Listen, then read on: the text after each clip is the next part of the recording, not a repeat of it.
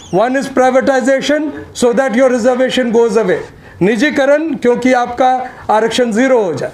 और आरक्षण डॉक्टर साहब सिर्फ नौकरियों का सवाल नहीं है, IAS IPS कौन बनेगा, सत्ता किसके हाथ में रहेगी, वो भी सवाल है वहाँ। और दूसरा है कॉलेजियम सिस्टम, राइट उसी दिन शुरू हुआ था।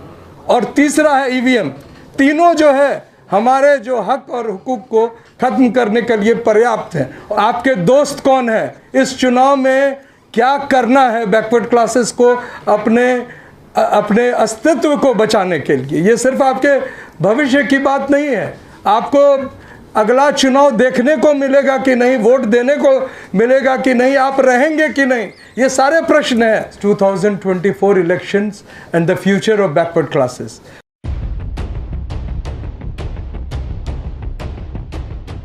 डॉक्टर अंबेडकर, पेरियार साहब को, मंडल जी को याद करते हुए justice Eshwaraiah and justice Virendra Singh Yadav and all esteemed and privileged people who are attending this conference. मैं 2 ही मिनट में अपनी बात रखूँगा। These days people from Andhra Pradesh are over here. The most important issue is 2024 elections and the future of backward classes. आपने जो खुद अपना दिया है उसमें backward classes के साथ किस तरह से अन्याय हो रहा है, right in the reservations. Doctor Ratan Lal is sitting here. Delhi university में किस तरह से हिंदू कॉलेज में OBC के प्रोफेसर समरवीर सिंह को सुसाइड करना पड़ा, और ऐसे सुसाइड सारे सेंट्रल यूनिवर्सिटीज़ में रोहित वेमुला से लेकर आज तक चल रहे हैं। आपके बच्चे, उनका भविष्य दांव पे है। तो ये सारा चीज़ तय होगा कि 2024 में कौन सत्ता में आता है, और उसकी शुरुआत 2023 में तेलंगाना में जो चुनाव या जो और अन्य राज्यों में चुनाव होगा वहीं से होगी।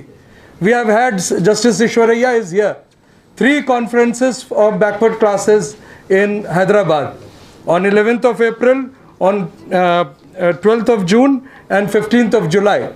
और 15th of July में स्टूडेंट्स का कन्वेंशन था, और सभी जगह ये एक दिशा मांगी जा रही है। And my request to SRA is that please give a direction.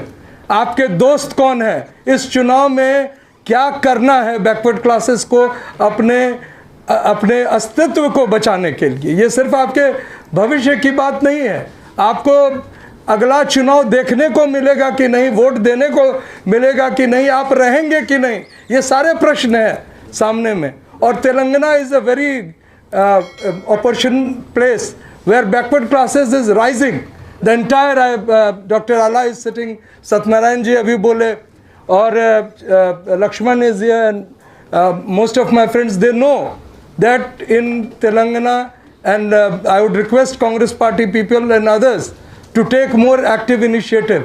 When Mandal Commission was implemented, 3 things happened. One is privatization so that your reservation goes away. निजीकरण क्योंकि आपका आरक्षण जीरो हो जाए। और आरक्षण डॉक्टर साहब सिर्फ नौकरियों का सवाल नहीं है, IAS IPS कौन बनेगा, सत्ता किसके हाथ में रहेगी, वो भी सवाल है वहाँ। और दूसरा है कॉलेजियम सिस्टम, राइट उसी दिन शुरू हुआ था। और तीसरा है EVM। तीनों जो है हमारे जो हक और हुकूक को ख़त्म करने के लिए पर्याप्त है, और उसके लिए इकट्ठे होकर अगर नहीं लड़ेंगे तो बहुत ही एक खराब मैसेज समाज को जाएगा। और मैं आपको सूचना दे दूँ, हमारे जो विशेष पार्टी है जो जाति जनगणना नहीं करा रही है, उसके लिए जनगणना ही रोक दी है।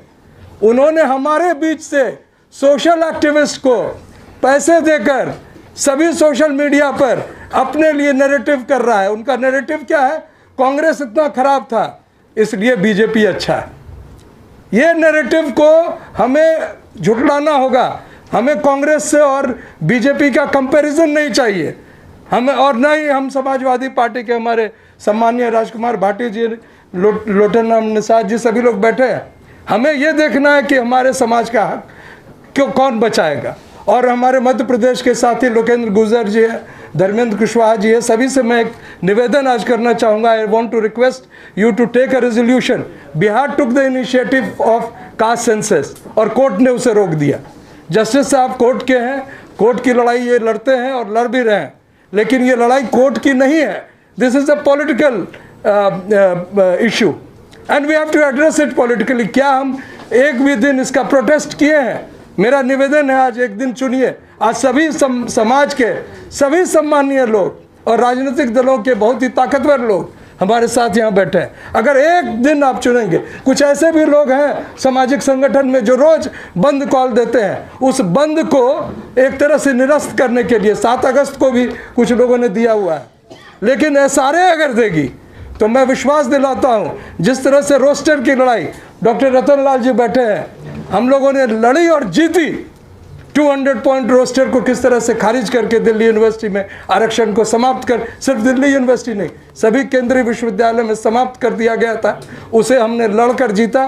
मैं धन्यवाद अभी भी देता हूं धर्मेंद्र यादव जी, जो सांसद हमारे साथ एकदम लड़े रहे, भिड़े रहे, और 1-2 सांसद के ही मदद से, 1-2 पार्टियों की मदद से हमने वो लड़ाई जीती थी।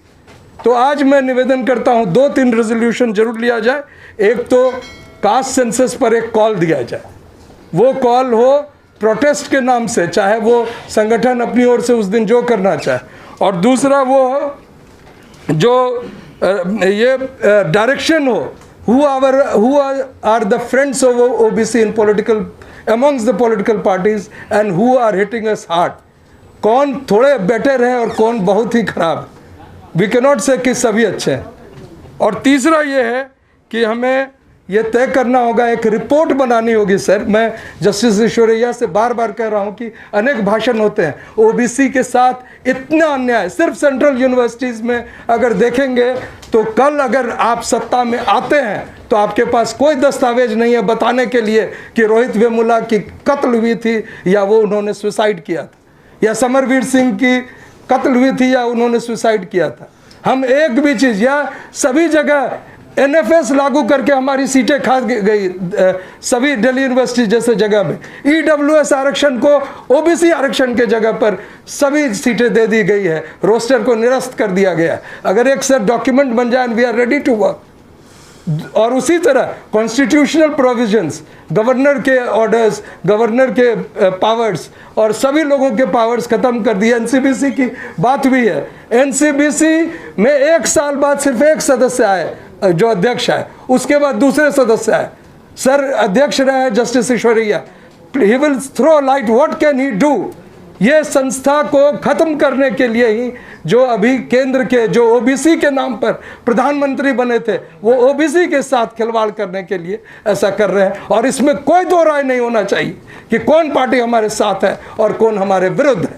मैं इसी निवेदन के साथ अपनी बात समाप्त करता हूँ। जय संविधान।